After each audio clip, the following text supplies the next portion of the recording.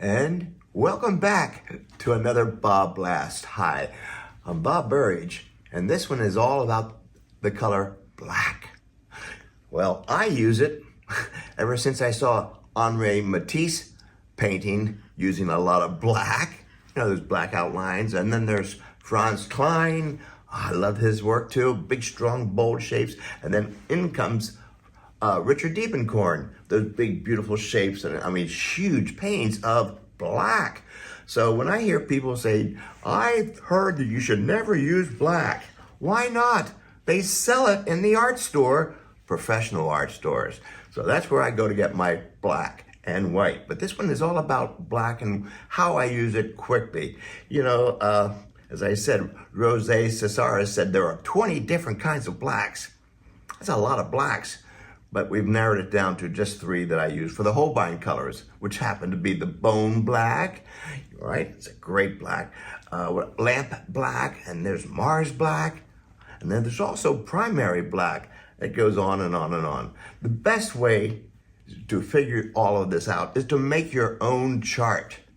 I can't remember which one is the warm black, and then there's also a cool black, believe it or not. So I make my own chart, just so little samples, and put them up on the studio wall so I can remember, because I can't remember. So there it is. So you're gonna have to make your own chart, or do your own chart. That's the only way to do this. So go out and get little tubes of all the different kinds of blacks and make your own chart. I've been practicing, as you can tell by the wall behind me, getting ready for another black painting workshop, using all different kinds of values of black and scenes, different things like that.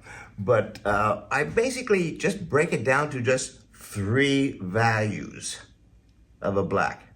Let me show you what I do.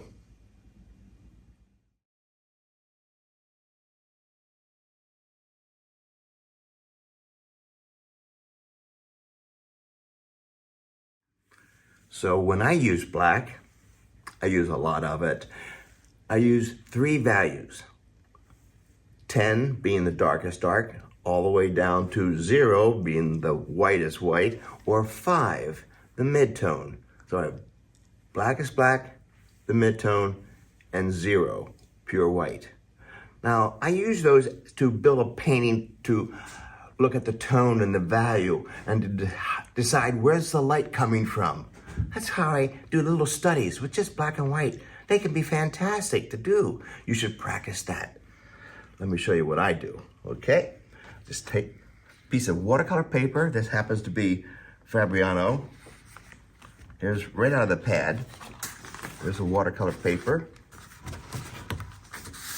I'm briefly going to show you how I use just the values of black. Well, let's do a simple thing. We'll do it this way. A pear. We'll do a simple pear. Well, let's get the shape, right? Pears have these beautiful shapes, right? Beautiful. Look at that pear. Now we have to decide where's the light coming from. All right, so I'm going to say the light's coming from this direction. That's not a bad idea, by the way. So every time you're doing your painting, it will remind you where is the light coming from. Well, if the light's coming across this pear, right off the bat, I'm going to put a shadow. There you go. We're just in the, and remember, the object, the pear, it sits on its shadow, sits on top of it, not behind it. I may as well just do this little thing. Okay, now I know what I'm about to do. So if we're working with light, I'm going to go my darkest over here. Darkest. See, the light's shining on here. Now I'm going to also pretend this is a kind of a low light room. I'm making a gray here. Mixing the 2. Okay. I'm just doing some negative shape painting. See? So I'm in a dark room, so we have dark against light, dark against light. Make sure there's a table here. It's sitting on a table. Sitting on a table. That means this is going to be really light.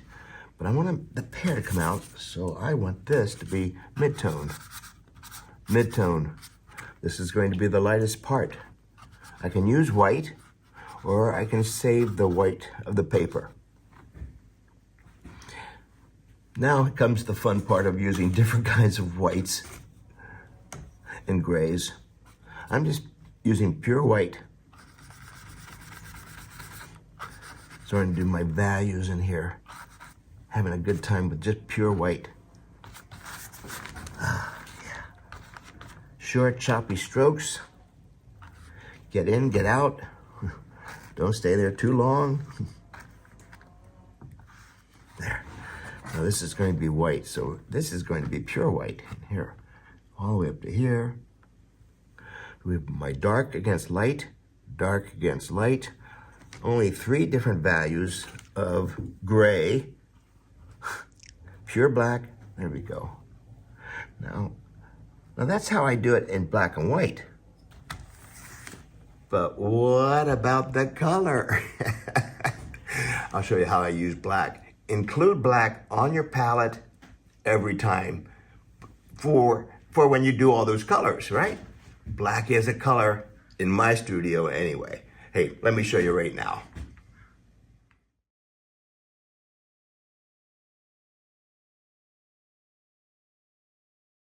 So for color, I use it to punch up the color, more contrast, things like that.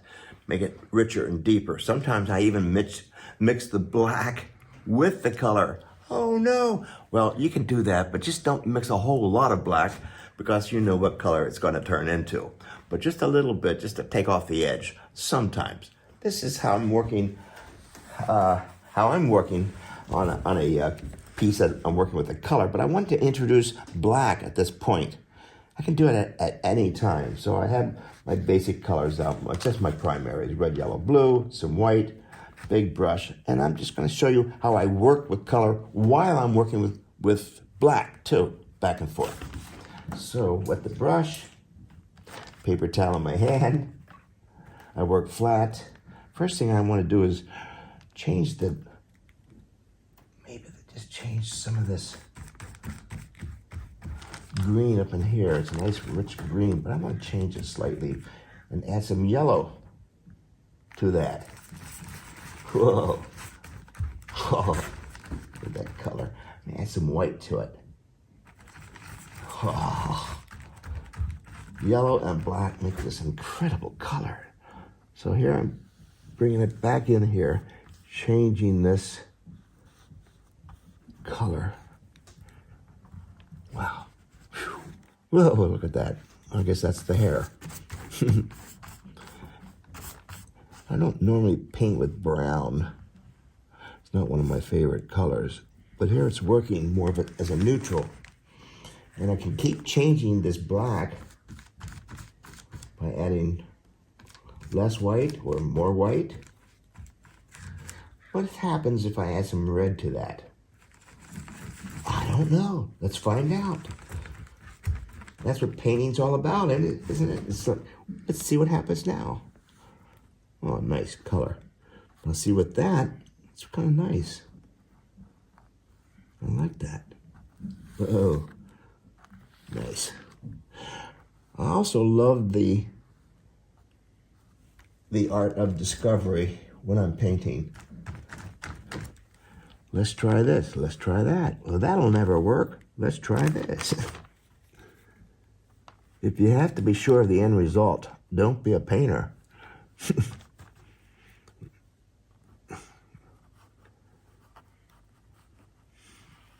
There we go.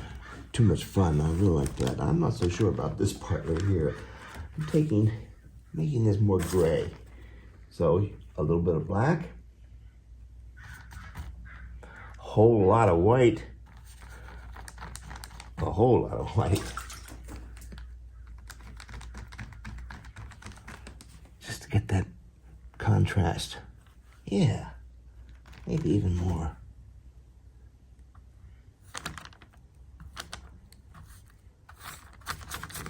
Now scraping and scratching. A little more interesting. I like using my fingers. I just do. Softer edges at times. I like how this is all coming together. Oh, wow. Black. It just needs a kick up of black. One more little spot of black. Where do I want the eye to go? I want the eye to go up here. So that's going to be the part that has the most contrast. The whitest white.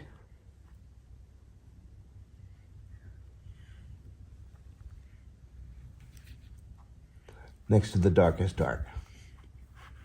Well, that'll do it for now. But I do like using the black wet into wet sometimes, just like this. I can't wait to put this up on the wall so I can take a look at it and study it. I never make a decision while I'm working on the painting. Get it up on the wall every once in a while. Sit back, relax, and look at it. You'll see some things you haven't seen since you've been working so closely. Well, as you can see, I'm still studying black and whites. Where's the light source? You know, where's the center of interest? That whole thing. Can you make a black and white painting exciting? Oh, yes, you can. Remember, Matisse started out with black lines, and then it went from there all the way through Richard Diebenkorn, some of my favorite painters. Hey, do your own research now. Painters using black. It's fantastic. Remember, there are 20 different kinds of blacks out there. You can choose your own weapon. Hey, take care, and I hope you enjoyed this one. Pass it on to your friends, and I'll see you at the next BobBlast. And don't forget, we have a Black Friday sale going on right now. Check my website for more details.